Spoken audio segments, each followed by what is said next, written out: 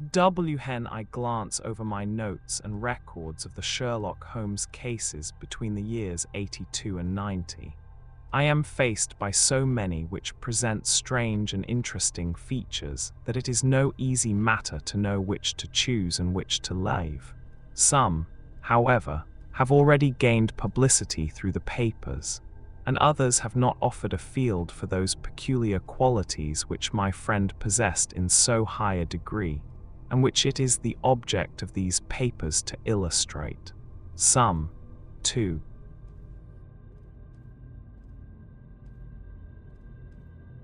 have baffled his analytical skill, and would be, as narratives, beginnings without an ending, while others have been but partially cleared up, and have their explanations founded rather upon conjecture and surmise than on that absolute logical proof which was so dear to him.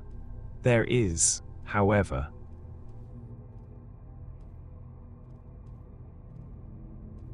one of these last which was so remarkable in its details, and so startling in its results, that I am tempted to give some account of it, in spite of the fact that there are points in connection with it which never have been, and probably never will be, entirely cleared up.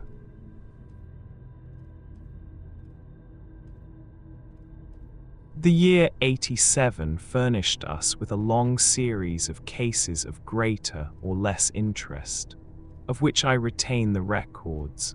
Among my headings under this one 12 months I find an account of the adventure of the Paradol Chamber, of the Amateur Mendicant Society, who held a luxurious club in the lower vault of a furniture warehouse, of the facts connected with the loss of the British bark Sophie Anderson, of the singular adventures of the Grice Pattersons in the island of Uffa,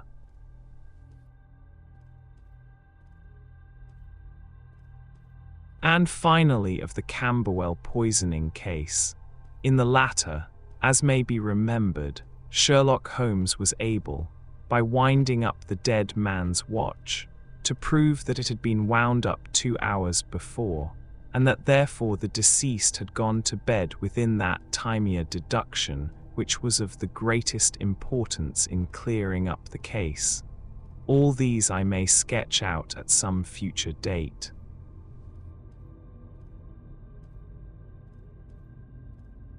But none of them present such singular features as the strange train of circumstances which I have now taken up my pen to describe.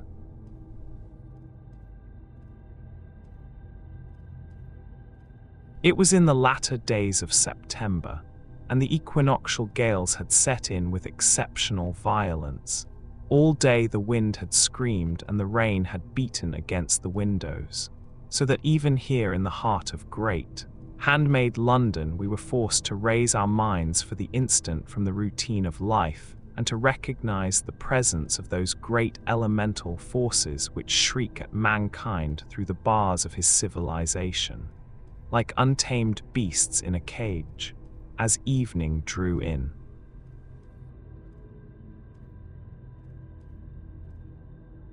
The storm grew higher and louder, and the wind cried and sobbed like a child in the chimney. Sherlock Holmes sat moodily at one side of the fireplace, cross-indexing his records of crime, while I at the other was deep in one of Clark Russell's fine sea stories until the howl of the gale from without seemed to blend with the text, and the splash of the rain to lengthen out into the long swash of the sea waves. My wife was on a visit to her mother, S.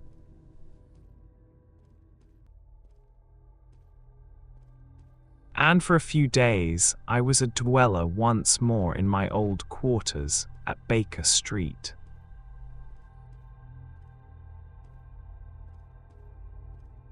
"Why," said I, glancing up at my companion, "that was surely the bell. Who could come tonight? Some friend of yours, perhaps."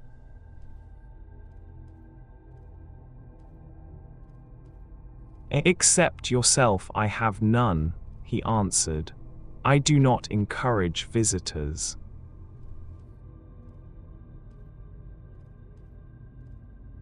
A client, then.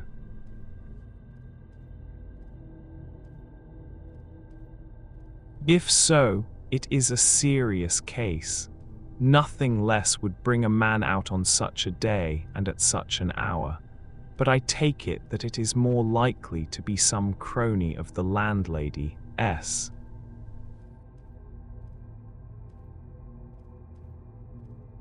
Sherlock Holmes was wrong in his conjecture, however, for there came a step in the passage and a tapping at the door. He stretched out his long arm to turn the lamp away from himself and towards the vacant chair upon which a newcomer must sit.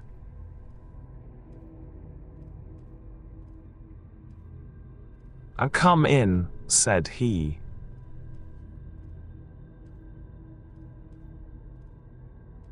The man who entered was young, some 22 at the outside, well-groomed and trimly clad, with something of refinement and delicacy in his bearing, the streaming umbrella which he held in his hand, and his long shining waterproof told of the fierce weather through which he had come. He looked about him anxiously in the glare of the lamp, and I could see that his face was pale and his eyes heavy, like those of a man who is weighed down with some great anxiety.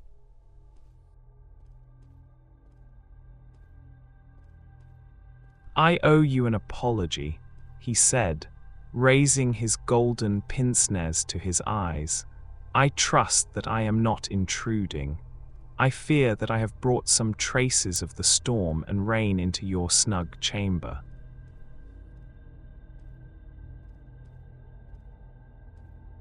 "Give me your coat and umbrella," said Holmes. "They may rest here on the hook and will be dry presently. You have come up from the southwest, I see."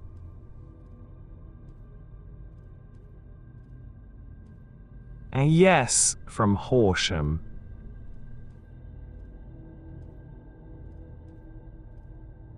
"That clay and chalk mixture which I see upon your toe caps is quite distinctive."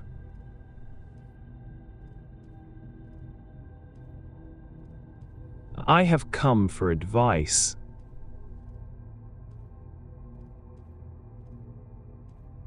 "That is easily got." "And help."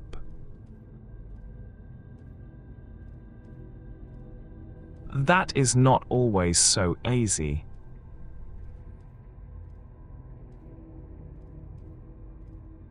"I have heard of you, Mr. Holmes. I heard from Major Prendergast how you saved him in the Tankerville Club scandal."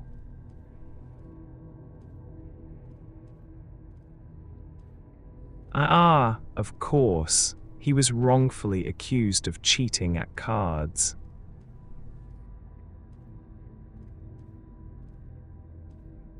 "He said that you could solve anything."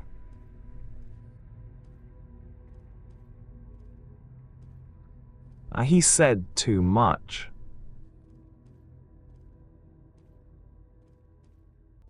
"That you are never beaten."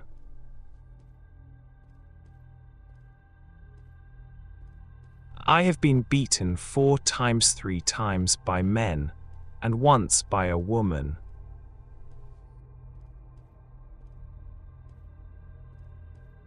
"But what is that compared with the number of your successes?"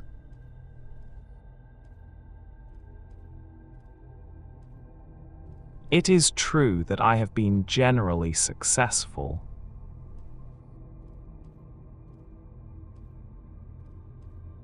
"Then you may be so with me."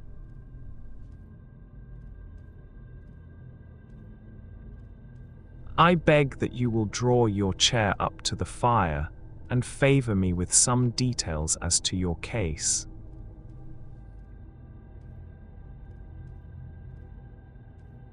"It is no ordinary one."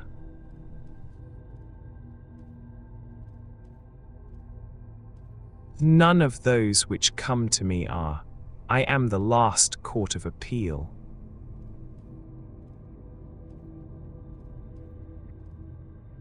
And yet I question, sir, whether, in all your experience, you have ever listened to a more mysterious and inexplicable chain of events than those which have happened in my own family.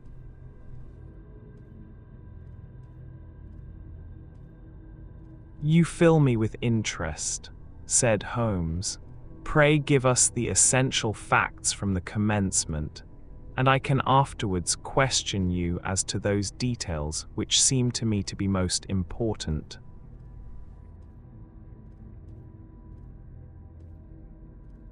And the young man pulled his chair up and pushed his wet feet out towards the blaze.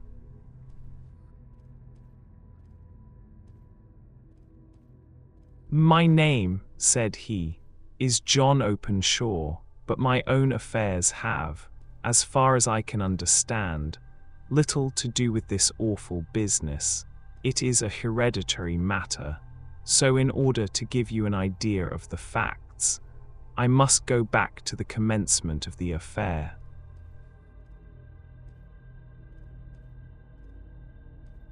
You must know that my grandfather had two sons, me uncle Elias and my father Joseph. My father had a small factory at Coventry, which he enlarged at the time of the invention of bicycling. He was a patentee of the Openshaw unbreakable tire, and his business met with such success that he was able to sell it and to retire upon a handsome competence.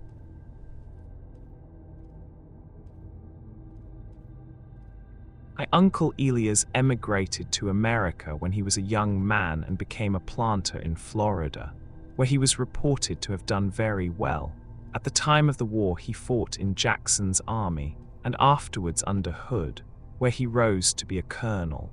When Lee laid down his arms, my uncle returned to his plantation, where he remained for 3 or 4 years. About 1869 or 1870, he came back to Europe and took a small estate in Sussex, near Horsham.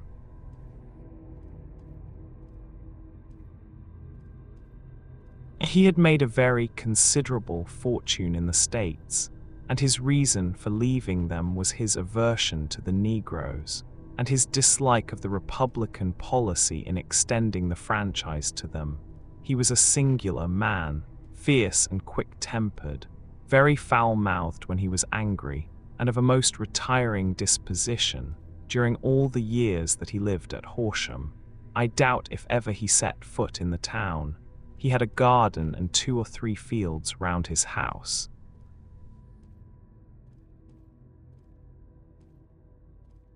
And there he would take his exercise, though very often for weeks on end he would never leave his room. He drank a great deal of brandy and smoked very heavily, but he would see no society and did not want any friends, not even his own brother.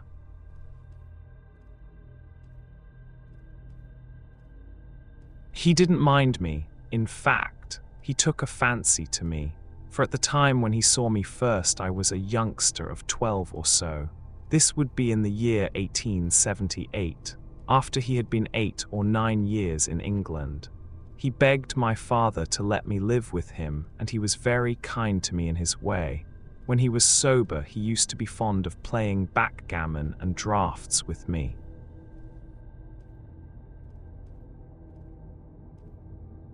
He would make me his representative both with the servants and with the tradespeople, so that by the time that I was 16 I was quite master of the house. I kept all the keys and could go where I liked and do what I liked, so long as I did not disturb him in his privacy. There was one singular exception, however, for he had a single room, a lumber room up among the attics, which was invariably locked, and which he would never permit either me or anyone else to enter. And with a boy's curiosity, I have peeped through the keyhole. but I was never able to see more than such a collection of old trunks and bundles as would be expected in such a room.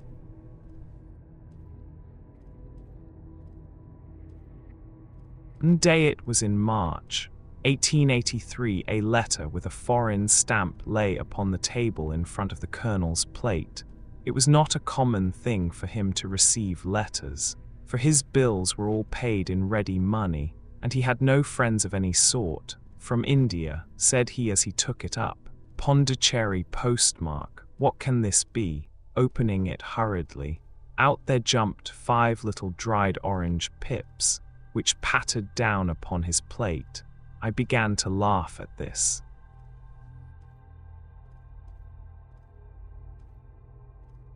But the laugh was struck from my lips at the sight of his face.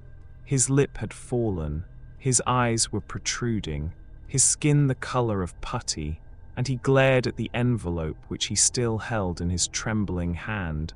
K, K, K, he shrieked, and then, my God, my sins have overtaken me.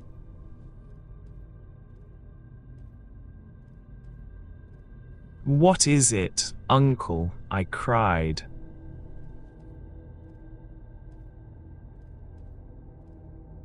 Death, said he, and rising from the table he retired to his room, leaving me palpitating with horror.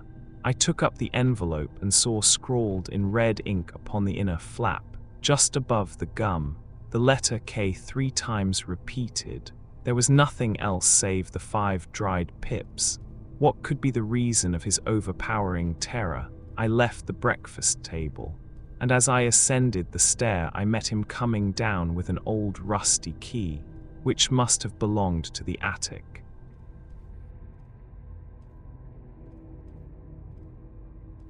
In one hand, and a small brass box, like a cash box, in the other.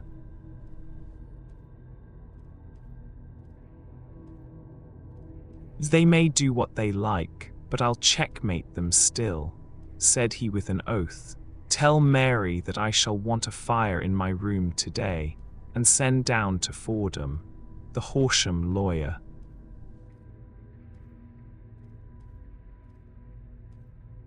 I did as he ordered, and when the lawyer arrived I was asked to step up to the room. The fire was burning brightly, and in the grate there was a mass of black, fluffy ashes, as of burned paper, while the brass box stood open and empty beside it. As I glanced at the box I noticed, with a start, that upon the lid was printed the treble K which I had read in the morning upon the envelope.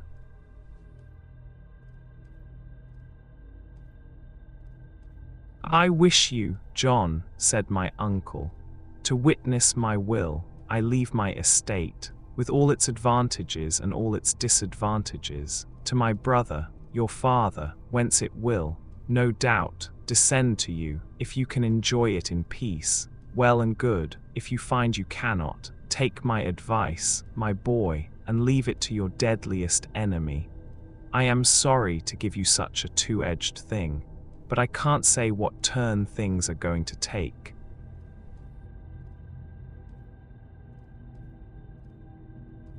Kindly sign the paper where Mr. Fordham shows you.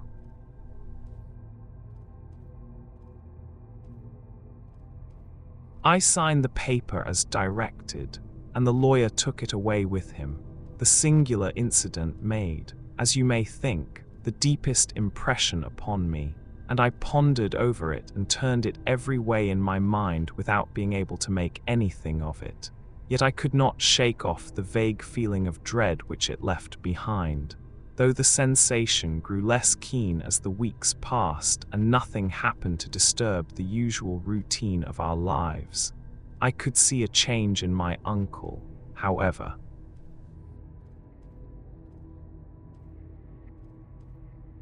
He drank more than ever, and he was less inclined for any sort of society.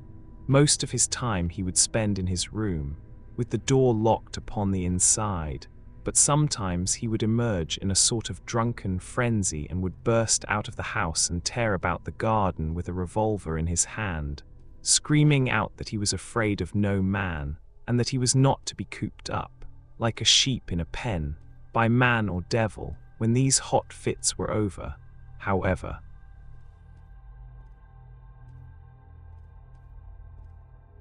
he would rush tumultuously in at the door and lock and bar it behind him, like a man who can brazen it out no longer against the terror which lies at the roots of his soul.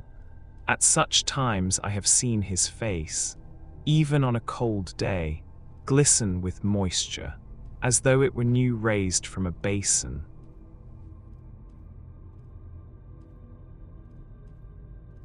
To come to an end of the matter, Mr. Holmes, and not to abuse your patience, there came a night when he made one of those drunken sallies from which he never came back. We found him, when we went to search for him, face downward in a little green-scummed pool, which lay at the foot of the garden. There was no sign of any violence, and the water was but 2 feet deep, so that the jury, having regard to his known eccentricity, brought in a verdict of suicide.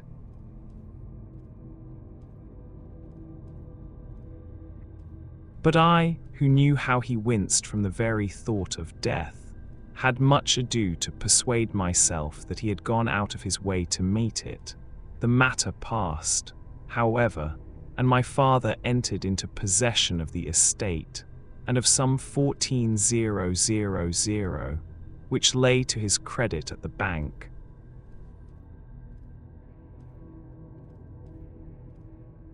One moment, Holmes interposed. Your statement is, I foresee, one of the most remarkable to which I have ever listened. Let me have the date of the reception by your uncle of the letter, and the date of his supposed suicide.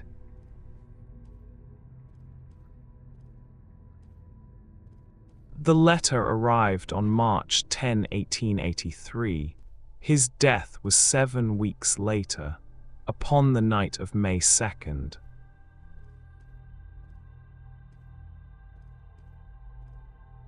Thank you, pray proceed.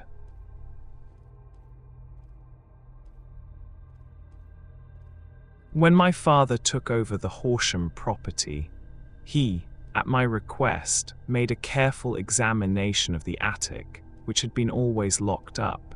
We found the brass box there, although its contents had been destroyed. On the inside of the cover was a paper label, with the initials of K repeated upon it, and letters memoranda, receipts, and a register written beneath. These, we presume,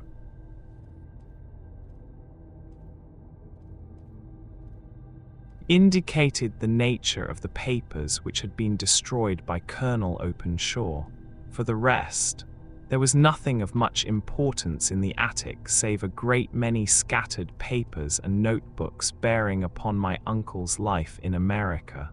Some of them were of the war time, and showed that he had done his duty well and had borne the repute of a brave soldier. Others were of a date during the reconstruction of the Southern states, and were mostly concerned with politics.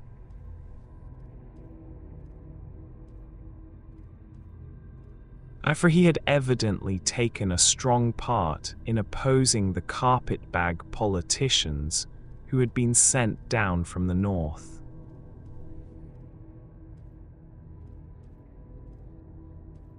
Well, it was the beginning of '84 when my father came to live at Horsham, and all went as well as possible with us until the January of '85. On the 4th day after the New Year, I heard my father give a sharp cry of surprise as we sat together at the breakfast table. There he was, sitting with a newly opened envelope in one hand and 5 dried orange pips in the outstretched palm of the other one.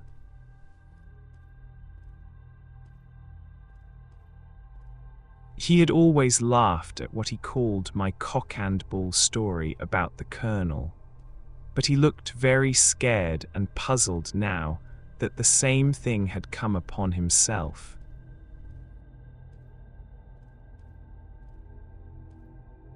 "Why, what on earth does this mean, John?" he stammered.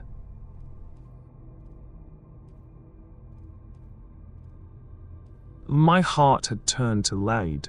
"It is K, said I.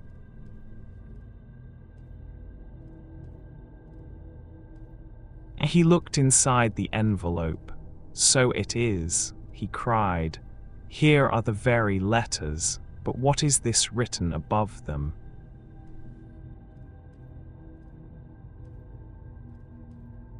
"Put the papers on the sundial," I read, peeping over his shoulder.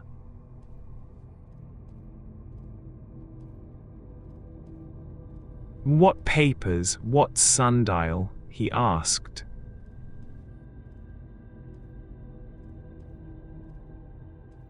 "The sundial in the garden. There is no other," said I, "but the papers must be those that are destroyed."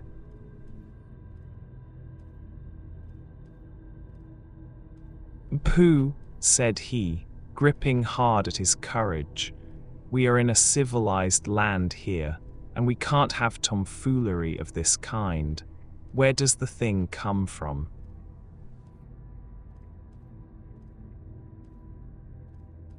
"I'm from Dundee," I answered, glancing at the postmark.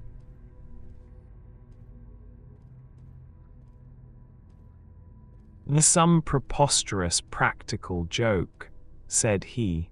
"What have I to do with sundials and papers? I shall take no notice of such nonsense."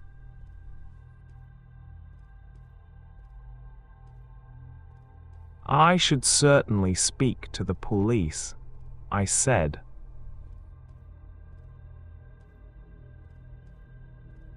"And be laughed at for my pains. Nothing of the sort."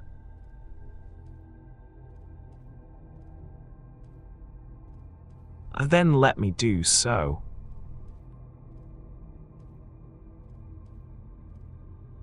"No, I forbid you. I won't have a fuss made about such nonsense."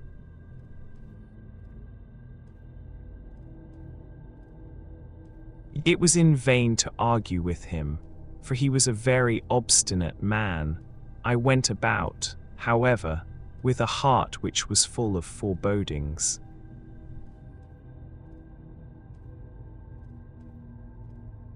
On the third day after the coming of the letter, my father went from home to visit an old friend of his, Major Freebody, who is in command of one of the forts upon Portsdown Hill. I was glad that he should go, for it seemed to me that he was farther from danger when he was away from home. In that, however, I was in error. Upon the second day of his absence, I received a telegram from the Major, imploring me to come at once.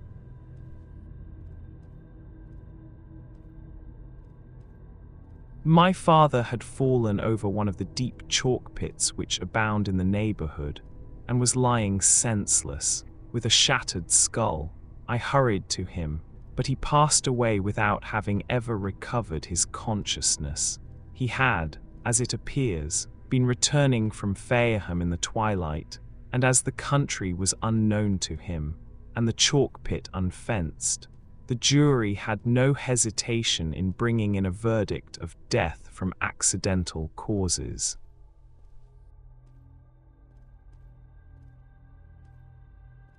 Carefully as I examined every fact connected with his death, I was unable to find anything which could suggest the idea of murder. There were no signs of violence, no footmarks, no robbery, no record of strangers having been seen upon the roads. And yet I need not tell you that my mind was far from at ease, and that I was well nigh certain that some foul plot had been woven round him.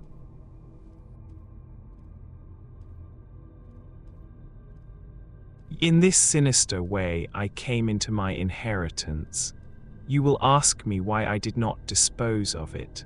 I answer, because I was well convinced that our troubles were in some way dependent upon an incident in my uncle's life, and that the danger would be as pressing in one house as in another.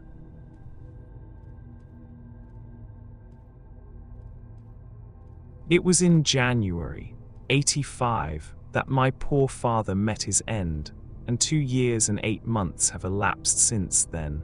During that time I have lived happily at Horsham, and I had begun to hope that this curse had passed away from the family, and that it had ended with the last generation. I had begun to take comfort too soon. However, yesterday morning the blow fell in the very shape in which it had come upon my father.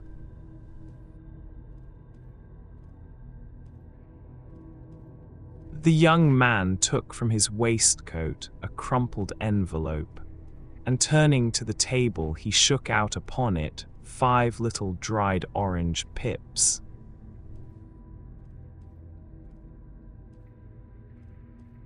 "This is the envelope," he continued. "The postmark is Londoniston Division.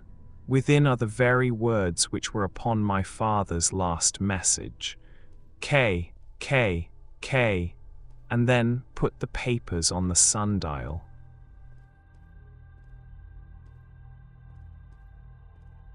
"What have you done?" asked Holmes.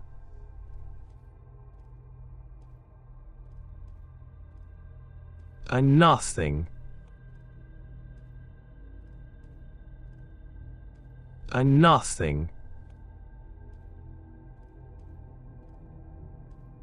To tell the truth, he sank his face into his thin, white hands. I have felt helpless. I have felt like one of those poor rabbits when the snake is writhing towards it.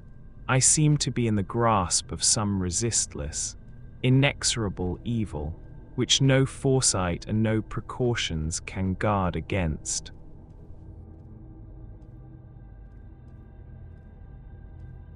"Tut, tut," cried Sherlock Holmes. "You must act, man, or you are lost. Nothing but energy can save you. This is no time for despair."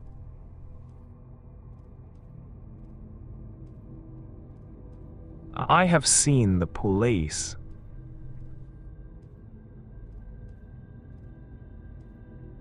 "Things are." But they listened to my story with a smile.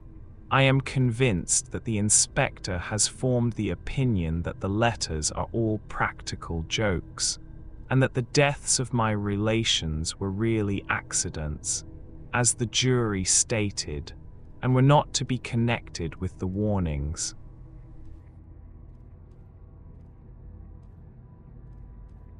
Holmes shook his clenched hands in the air. "Incredible imbecility," he cried.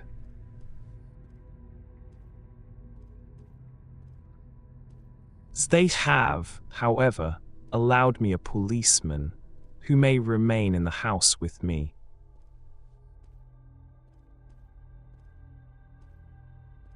"Has he come with you tonight?"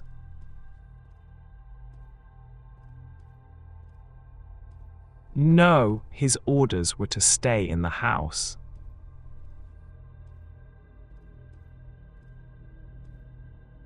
Again Holmes raved in the air.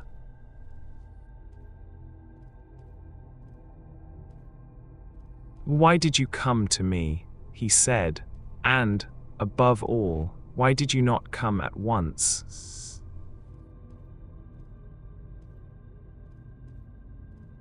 "I did not know.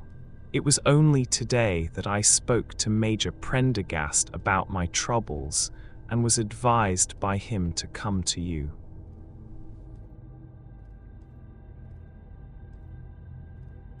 "It is really 2 days since you had the letter.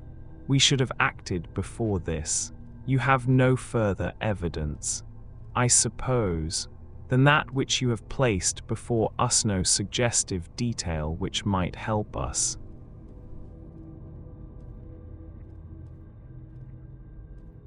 "There is one thing," said John Openshaw. He rummaged in his coat pocket and, drawing out a piece of discolored, blue-tinted paper, he laid it out upon the table. I have some remembrance, said he, that on the day when my uncle burned the papers I observed that the small, unburned margins which lay amid the ashes were of this particular colour. I found this single sheet upon the floor of his room, and I am inclined to think that it may be one of the papers which has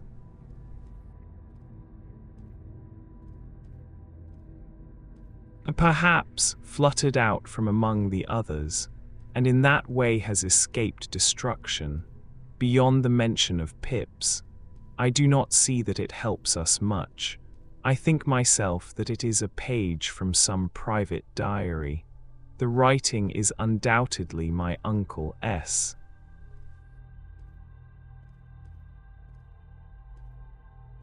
Holmes moved the lamp, and we both bent over the sheet of paper, which showed by its ragged edge that it had indeed been torn from a book.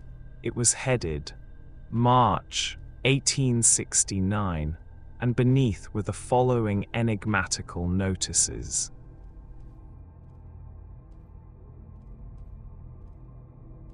I 4th Hudson came, same old platform.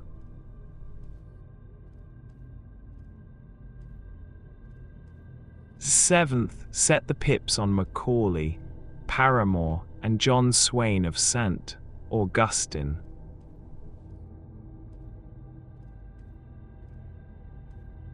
9th, Macaulay cleared.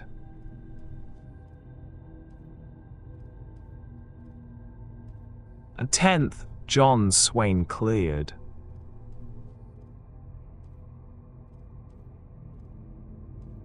12th, visited Paramore, all well.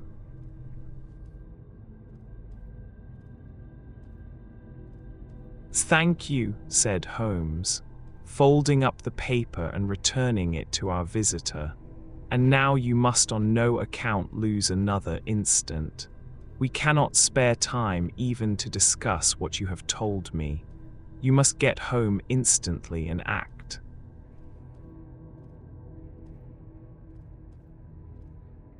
What shall I do?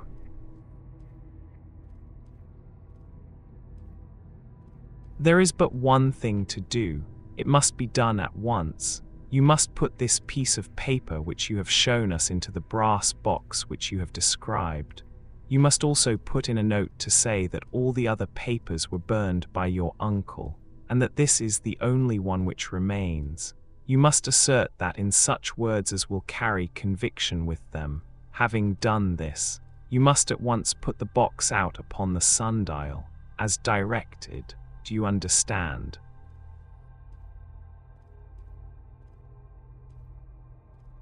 Entirely.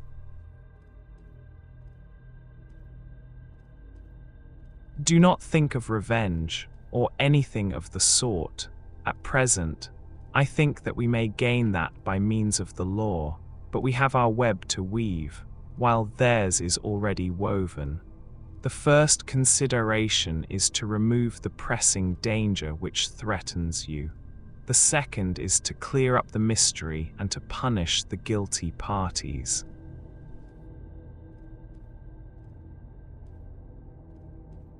I thank you, said the young man, rising and pulling on his overcoat.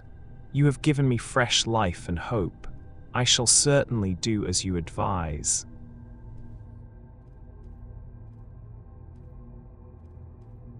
Do not lose an instant, and, above all, take care of yourself in the meanwhile, for I do not think that there can be a doubt that you are threatened by a very real and imminent danger.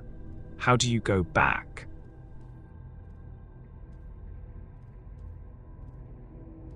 By train from Waterloo.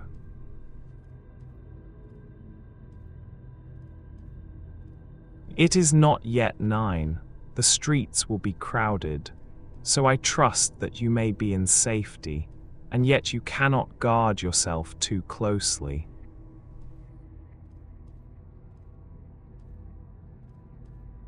I am armed. That is well. Tomorrow I shall set to work upon your case.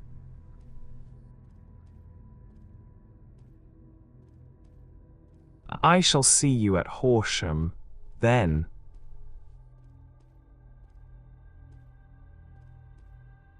No, your secret lies in London. It is there that I shall seek it.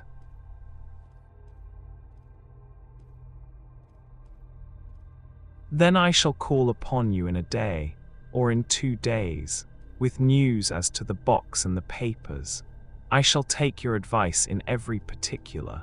He shook hands with us and took his leave.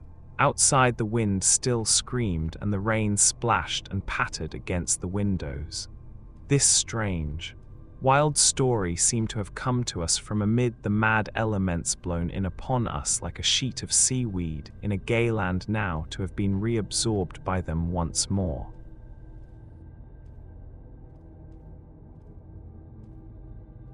Sherlock Holmes sat for some time in silence, with his head sunk forward and his eyes bent upon the red glow of the fire. Then he lit his pipe, and leaning back in his chair, he watched the blue smoke rings as they chased each other up to the ceiling.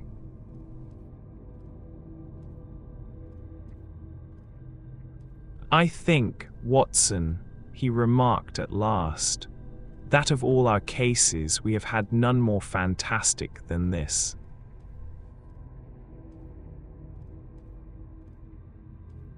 Save, perhaps, the sign of 4.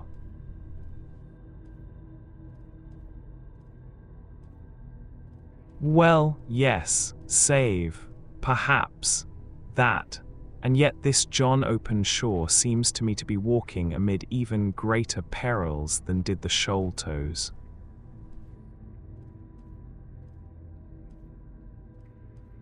But have you, I asked, formed any definite conception as to what these perils are?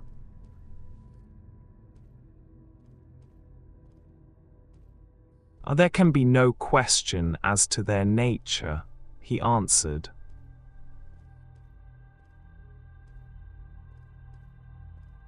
Then what are they? Who is this K, and why does he pursue this unhappy family?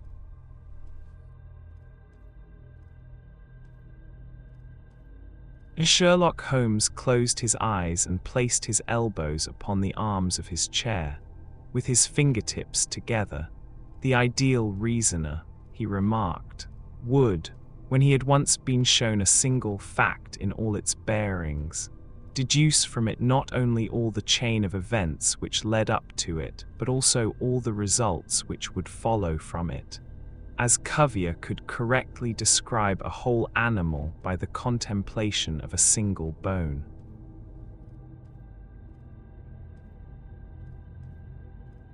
So the observer who has thoroughly understood one link in a series of incidents should be able to accurately state all the other ones, both before and after.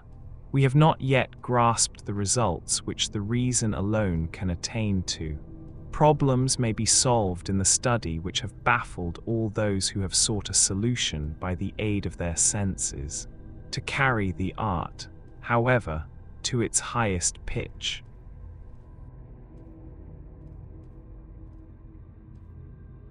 it is necessary that the reasoner should be able to utilize all the facts which have come to his knowledge, and this in itself implies, as you will readily see, a possession of all knowledge, which, even in these days of free education and encyclopedias, is a somewhat rare accomplishment. It is not so impossible, however, that a man should possess all knowledge which is likely to be useful to him in his work, and this I have endeavored in my case to do, if I remember rightly.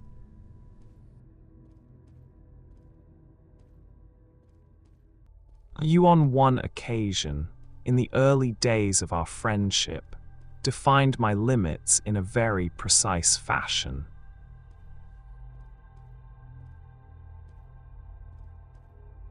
Yes, I answered, laughing. It was a singular document. Philosophy, astronomy, and politics were marked at 0. I remember. Botany variable. Geology profound as regards the mudstains from any region within 50 miles of town. Chemistry eccentric. Anatomy unsystematic. Sensational literature and crime records unique. Violin player, boxer, swordsman, lawyer, and self-poisoner by cocaine and tobacco. Those, I think,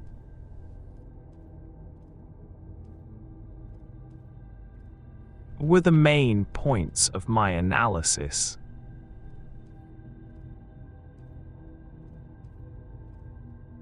Holmes grinned at the last item. Well, he said, I say now, as I said then, that a man should keep his little brain attic stocked with all the furniture that he is likely to use, and the rest he can put away in the lumber room of his library, where he can get it if he wants it. Now, for such a case as the one which has been submitted to us tonight, we need certainly to muster all our resources.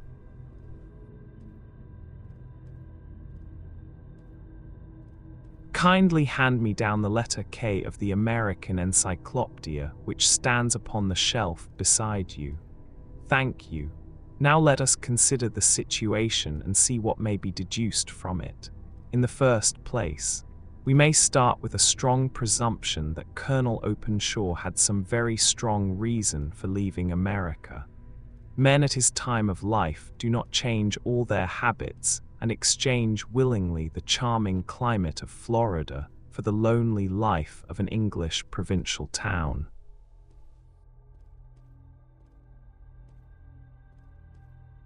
His extreme love of solitude in England suggests the idea that he was in fear of someone or something. So we may assume as a working hypothesis that it was fear of someone or something which drove him from America. As to what it was he feared, we can only deduce that by considering the formidable letters which were received by himself and his successors. Did you remark the postmarks of those letters?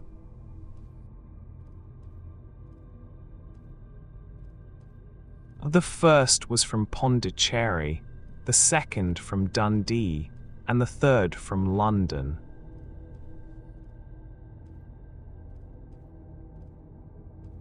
Are from East London. What do you deduce from that?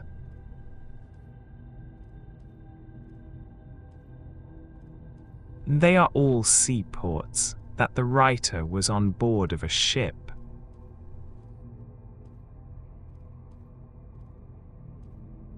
Excellent, we have already a clue. There can be no doubt that the probabilities strong probabilities that the writer was on board of a ship. And now let us consider another point. In the case of Pondicherry, 7 weeks elapsed between the threat and its fulfillment. In Dundee it was only some 3 or 4 days.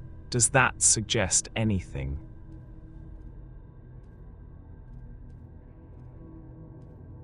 A greater distance to travel.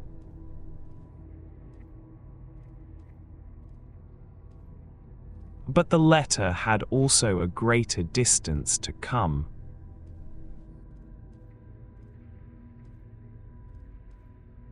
Then I do not see the point.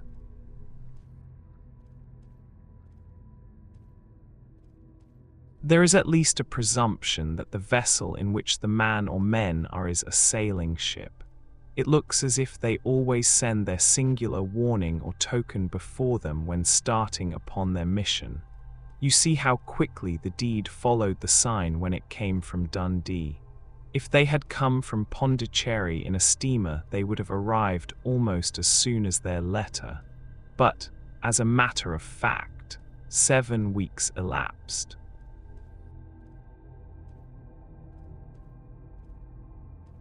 I think that those 7 weeks represented the difference between the mail boat, which brought the letter, and the sailing vessel, which brought the writer.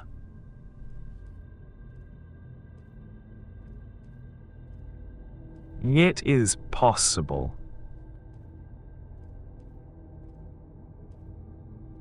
More than that, it is probable. And now you see the deadly urgency of this new case, and why I urged young Openshaw to caution. The blow has always fallen at the end of the time which it would take the senders to travel the distance. But this one comes from London, and therefore we cannot count upon delay.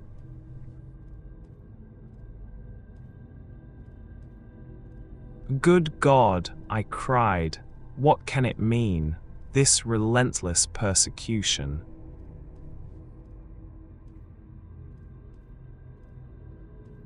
The papers which Openshaw carried are obviously of vital importance to the person or persons in the sailing ship. I think that it is quite clear that there must be more than one of them. A single man could not have carried out 2 deaths in such a way as to deceive a coroner's jury. There must have been several in it, and they must have been men of resource and determination. Their papers they mean to have, be the holder of them who it may. In this way you see K.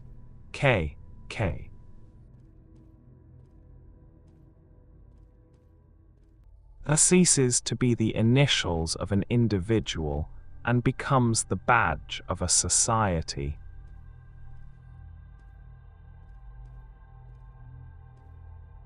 But of what society?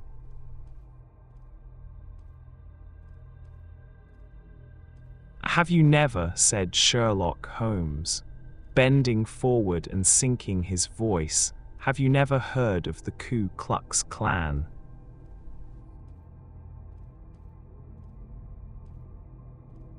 I never have. Holmes turned over the leaves of the book upon his knee. Here it is, said he presently.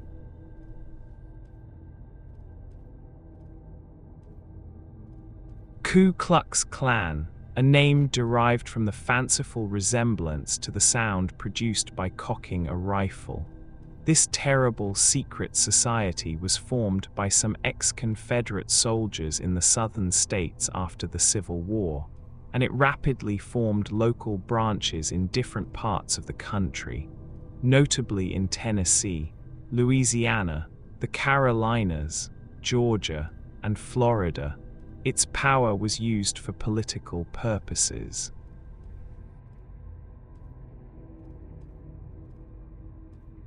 Principally for the terrorizing of the Negro voters and the murdering and driving from the country of those who were opposed to its views. Its outrages were usually preceded by a warning sent to the marked man in some fantastic but generally recognized shapier sprig of oak leaves in some parts, melon seeds or orange pips in others.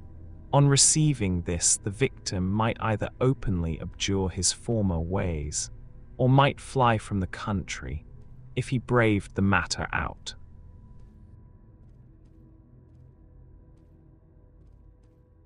Death would unfailingly come upon him, and usually in some strange and unforeseen manner. So perfect was the organization of the society, and so systematic its methods, that there is hardly a case upon record where any man succeeded in braving it with impunity, or in which any of its outrages were traced home to the perpetrators. For some years, the organization flourished in spite of the efforts of the United States government and of the better classes of the community in the South.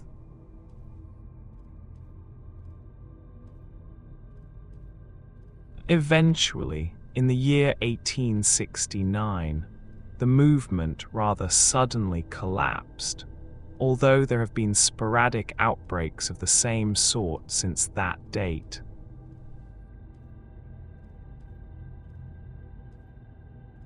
You will observe, said Holmes, laying down the volume, that the sudden breaking up of the society was coincident with the disappearance of Openshaw from America with their papers. It may well have been cause and effect. It is no wonder that he and his family have some of the more implacable spirits upon their track. You can understand that this register and diary may implicate some of the first men in the South.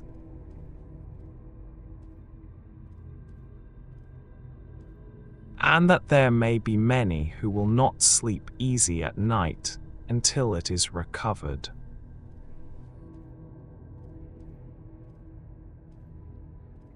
Then the page we have seen.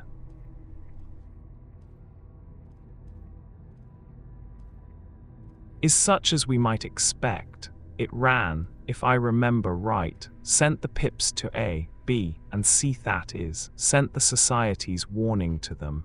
Then there are successive entries that A and B cleared, or left the country, and finally that C was visited, with, I fear, a sinister result for C. Well, I think, Doctor, that we may let some light into this dark place.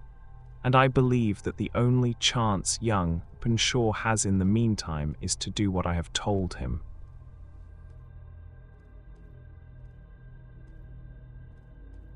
There is nothing more to be said or to be done tonight. So hand me over my violin, and let us try to forget for half an hour the miserable weather and the still more miserable ways of our fellow men.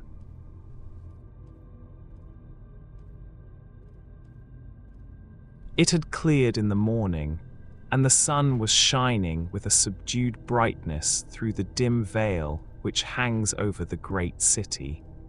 Sherlock Holmes was already at breakfast when I came down.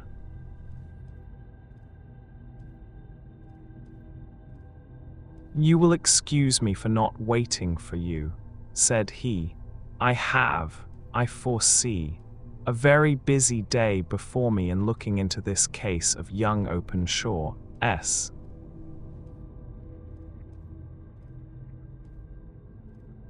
"What steps will you take?" I asked.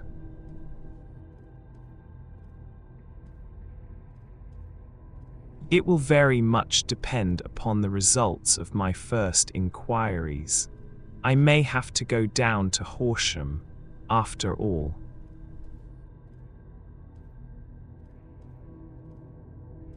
"You will not go there first."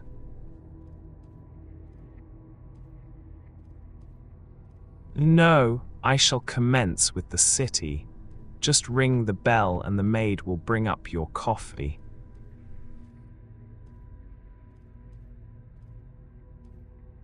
As I waited, I lifted the unopened newspaper from the table and glanced my eye over it. It rested upon a heading which sent a chill to my heart.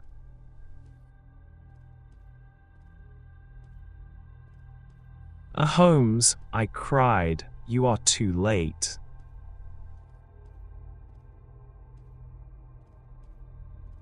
"Ah," said he, laying down his cup. "I feared as much. How was it done?" He spoke calmly, but I could see that he was deeply moved.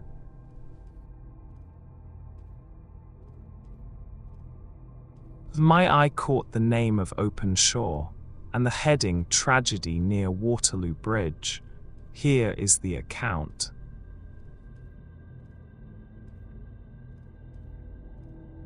Between 9 and 10 last night, Police Constable Cook, of the H Division, on duty near Waterloo Bridge, heard a cry for help and a splash in the water. The night, however, was extremely dark and stormy, so that, in spite of the help of several passers-by, it was quite impossible to effect a rescue. The alarm, however, was given, and, by the aid of the water police, the body was eventually recovered. It proved to be that of a young gentleman whose name,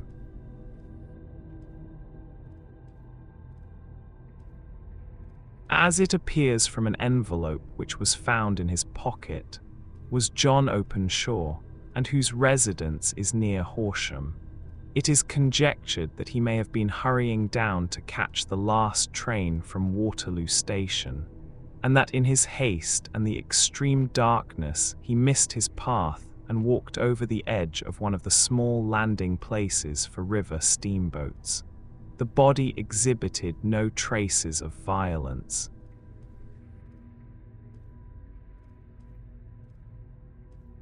And there can be no doubt that the deceased had been the victim of an unfortunate accident, which should have the effect of calling the attention of the authorities to the condition of the riverside landing stages.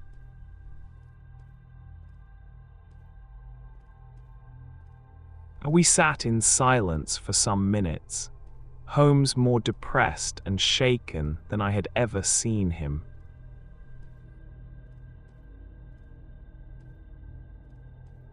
"That hurts my pride, Watson," he said at last. "It is a petty feeling, no doubt, but it hurts my pride. It becomes a personal matter with me now, and, if God sends me health, I shall set my hand upon this gang, that he should come to me for help, and that I should send him away to his death." He sprang from his chair and paced about the room in uncontrollable agitation.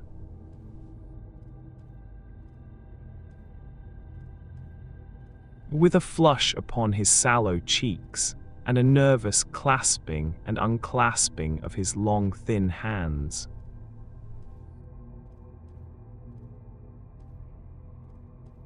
"They must be cunning devils," he exclaimed at last. "How could they have decoyed him down there? The embankment is not on the direct line to the station. The bridge, no doubt, was too crowded, even on such a night, for their purpose. Well, Watson, we shall see who will win in the long run. I am going out now."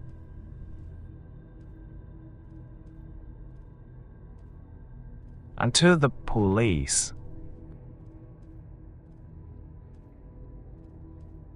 "No, I shall be my own police. When I have spun the web they may take the flies, but not before."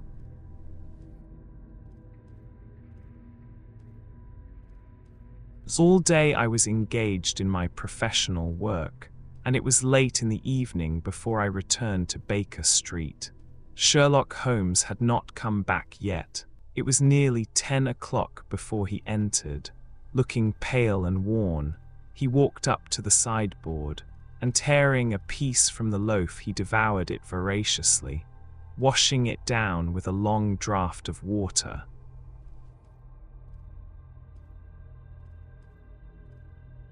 "You are hungry," I remarked.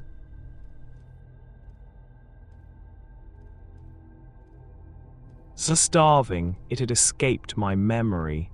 I have had nothing since breakfast."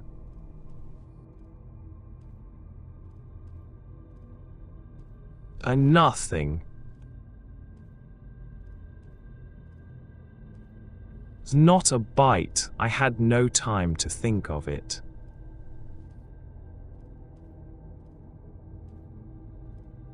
"And how have you succeeded?"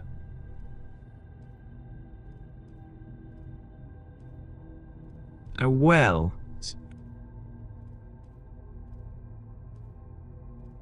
you have a clue."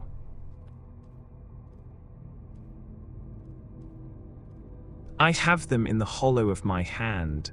Young Openshaw shall not long remain unavenged. Why, Watson, let us put their own devilish trademark upon them. It is well thought of."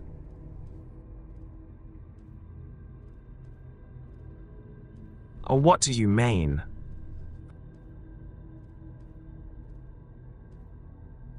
He took an orange from the cupboard, and tearing it to pieces he squeezed out the pips upon the table. Of these he took 5 and thrust them into an envelope. On the inside of the flap he wrote S.H. for J.O. Then he sealed it and addressed it to Captain James Calhoun, Bark Lone Star, Savannah, Georgia.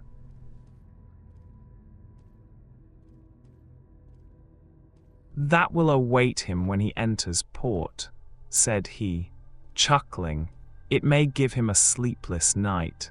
He will find it as sure a precursor of his fate as Openshaw did before him.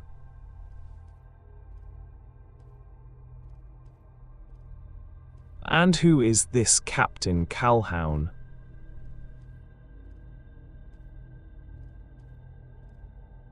And the leader of the gang. I shall have the others, but he first.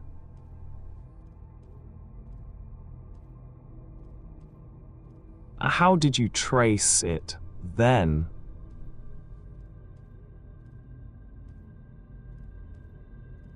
He took a large sheet of paper from his pocket, all covered with dates and names.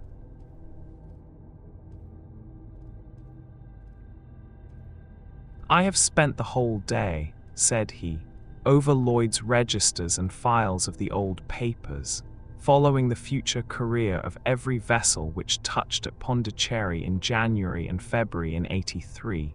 There were 36 ships of fair tonnage which were reported there during those months. Of these, one, the Lone Star, instantly attracted my attention, since, although it was reported as having cleared from London, the name is that which is given to one of the states of the Union.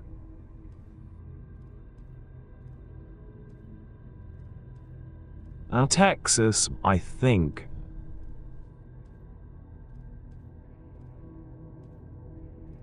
I was not and am not sure which, but I knew that the ship must have an American origin.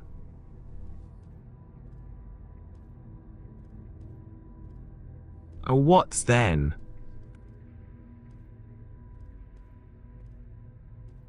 I searched the Dundee records, and when I found that the bark Lone Star was there in January '85, my suspicion became a certainty.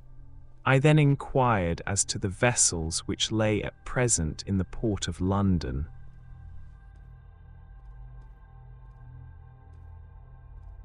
Oh, yes. The Lone Star had arrived here last week. I went down to the Albert Dock and found that she had been taken down the river by the early tide this morning, homeward bound to Savannah. I wired to Gravesend and learned that she had passed some time ago. And as the wind is easterly, I have no doubt that she is now past the Goodwins and not very far from the Isle of Wight.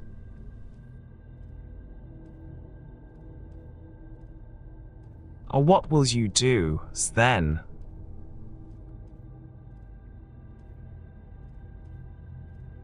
Oh, I have my hand upon him. He and the two mates are, as I learn, the only native-born Americans in the ship. The others are Finns and Germans. I know, also, that they were all three away from the ship last night. I had it from the stevedore who has been loading their cargo. By the time that their sailing ship reaches Savannah, the mail boat will have carried this letter.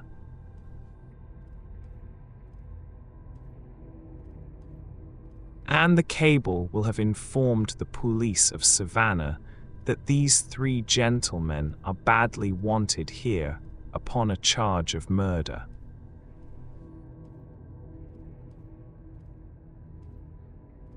There is ever a flaw, however, in the best laid of human plans, and the murderers of John Openshaw were never to receive the orange pips which would show them that another, as cunning and as resolute as themselves, was upon their track. Very long and very severe were the equinoctial gales that year. We waited long for news of the Lone Star of Savannah, but none ever reached us.